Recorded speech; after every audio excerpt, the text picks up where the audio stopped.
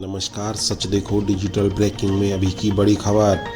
Israel और Hamas के बीच युद्ध के कारण बढ़ते क्षेत्रीय संघर्ष के बावजूद प्रधानमंत्री नरेंद्र मोदी ने मध्य पूर्व के जरिए भारत को यूरोप से जोड़ने वाले इकोनॉमिक कॉरिडोर पर काम जारी रखने के लिए संयुक्त अरब अमीरात के साथ एक समझौता किया है। बुधवार को यूएई की राजधानी अबू धाबी में हिंदू मंदिर के उद्घाटन के बाद यूएई की तरफ से भारत को मिला यह दूसरा सबसे बड़ा तोहफा है, जिससे चीन की चिंताएं बढ़ सकती हैं। मध्य पूर्व में संघर्ष की शुरुआत से ही माना जा रहा था कि यह कॉरिडोर ठंडे बस्ते में डाल दिया जाएगा, लेकिन यूएई के साथ इस समझौते से यह स्पष्ट हो गया है कि भारत इसे लेकर गंभीर है और आने वाले समय में इस पर काम जल्द शुरू हो सकता है। भारत के विदेश सचिव विनय क्वात्रा ने जानकारी दी है कि पीएम मोदी ने मंगलवार को अबू धाबी में यूएई के राष्ट्रपति शेख मोहम्मद बिन जायद अल नाह्यान से मुलाकात की, जिस दौरान ने लाल सागर में चल रहे संघर्ष और इजराइल हमास युद्ध पर गंभीर चर्चा की। उन्होंने कहा कि दोनों नेता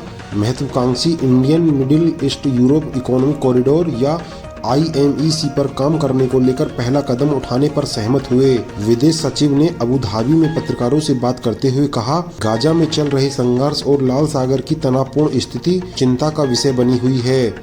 इसे देखते हुए दोनों नेताओं ने मुद्दों पर बातचीत और इस पर नजर रखना जारी रखा है। यह सुनिश्चित करना भी उतना ही जरूरी है कि आर्थिक सहयोग को आगे बढ़ाया जाए, इसकी गति को कम न होने दिया जाए। IMEC कॉरिडोर एक महत्वाकांक्षी प्रोजेक्ट है जो भारत, संयुक्त अरब अमीरात, सऊदी अरब, जॉर्डन, इजराइल से होते हुए यूरोप तक जाएगा। प्रोजेक्ट के तहत समुद्री लेन और रेल नेटवर्क का जाल बिछाया जाएगा जो भारत को मध्य पूर्व के जरिए यूरोप से जोड़ेगा।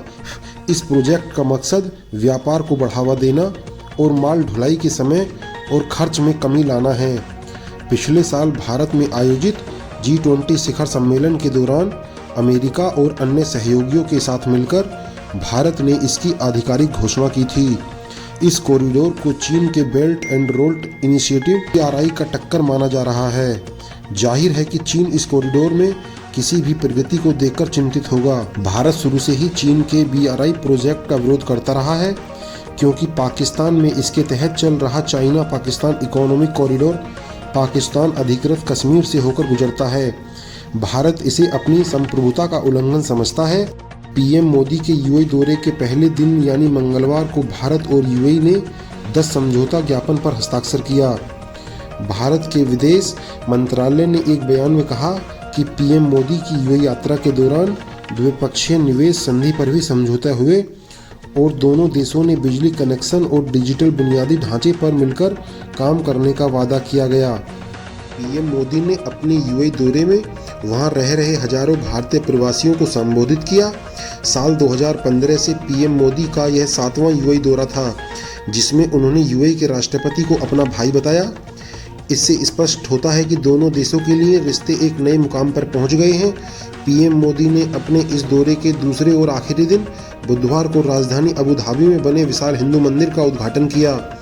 यूएई के बाद पीएम मोदी गुरुवार को कतर के दौरे पर हैं। कतर का उनका यह दौरा ऐसे वक्त हो रहा है जब हाल ही में खाड़ी देश ने मौत की सजा पाए भारत के 8 पूर्व नौसैनिकों को रिहा कर दिया है। पूर्व नौसैनिकों की रिहाई को भारत के लिए बड़ी कूटनीतिक जीत के रूप में देखा जा रहा है। जी हां, डिजिटल ब्रेकिंग में अभी की बड़ी खबर। यूएई ने अबू धाबी मंदिर के साथ दिया एक और तोहफा, चिढ़ जाएगा चीन।